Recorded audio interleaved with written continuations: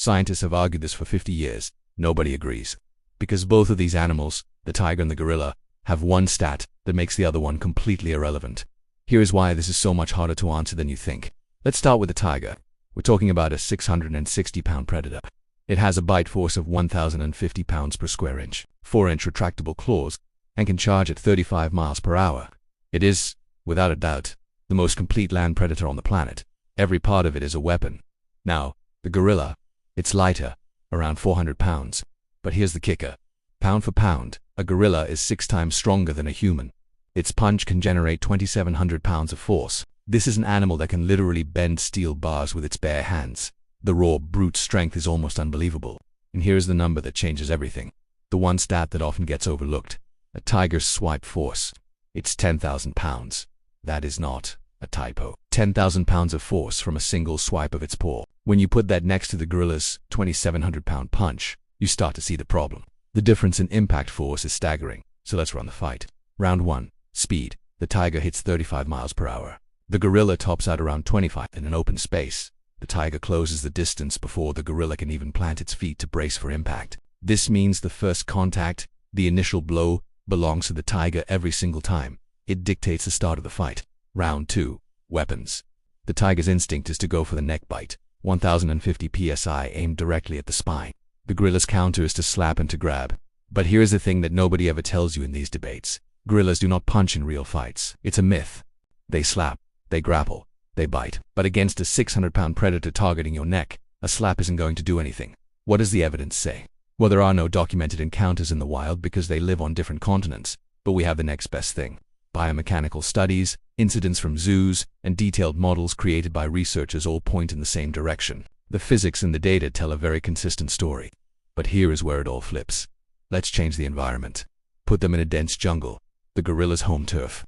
Suddenly, the gorilla knows every branch, every vine, every escape route. It can use the terrain to its advantage. It brings the tiger into a 3-dimensional space where charging at 35 miles per hour means absolutely nothing. In the right jungle environment, the gorilla wins. We estimate it wins about 3 out of 10 times. So, here's the final verdict. On open ground, the tiger wins 7 times out of 10.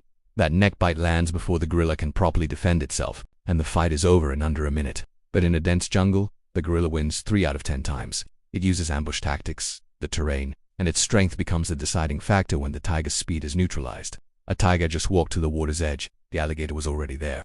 Neither one is leaving. This is the fight that nobody ever really films. Because when it happens so fast there's often nothing left to see. Here's the problem. The tiger is the apex predator of the land. The alligator is the apex predator of the water. The fight happens right at the water's edge, that one specific zone where neither animal has its full, natural advantage. The terrain, this razor-thin line between land and water, decides everything before the first move is even made. Let's look at the alligator's game-changing stat. A bite force of 3,700 psi. It's the strongest bite on Earth. Nothing alive can break that grip once it locks on. And then there's the death roll. The alligator uses its entire body to rotate, dismembering its prey in a matter of seconds. It's one of the most brutally effective killing techniques in the animal kingdom. But the tiger has a counter, that 10,000-pound swipe force. And more importantly, the tiger instinctively knows where the alligator's only weak point is. The eye socket. Every single documented case of a tiger escaping a crocodilian S-grip involved the tiger targeting that exact spot. The skull is armor, but the eye is a vulnerability. Round 1. The charge. A tiger moving at 35 miles per hour hits the alligator before it can fully open its jaws. The window for the alligator to get a clean bite is just 0.3 seconds. If the tiger is fast enough, and it usually is, it strikes before the alligator's main weapon can even come into play. Round 2. The grip. But what if the alligator gets its bite? That 3,000-700 psi clamp locks onto the tiger's leg, and the death roll begins. For most animals, this is the end. But the tiger isn't most animals. We have documented cases showing tigers, while being spun in a death roll, using their free paw to strike the alligator's eye socket and break free. It's an incredible display of instinct and power. Let's look at real data. In India's Sundarbans, mangrove forest, tigers and mugger crocodiles share the same rivers. Attacks have been recorded going in both directions. In the documented encounters, we have 3 confirmed tiger kills of crocodiles and 2 confirmed crocodile kills of tigers. The data is almost evenly split. It proves this is not a one-sided fight, but the water is the ultimate variable. In water deeper than 3 feet, the alligator wins in under 60 seconds. The tiger can't use its speed, its swipe force is ineffective underwater, and it can't breathe. It's completely out of its element. But on dry land, the tiger wins in under 30 seconds. The alligator is too slow and vulnerable. The fight is decided by where they are standing.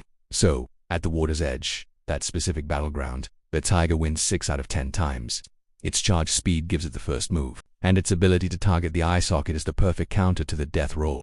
The alligator wins the other 4 times, but only if it gets that initial bite locked in before the tiger's charge lands. So what do you think? Comment tiger or gorilla, and tell me where they fight. Open ground or jungle. Then tell me tiger or alligator, and how deep is the water? The terrain changes the answer. Let me know your call in the comments, and follow for more.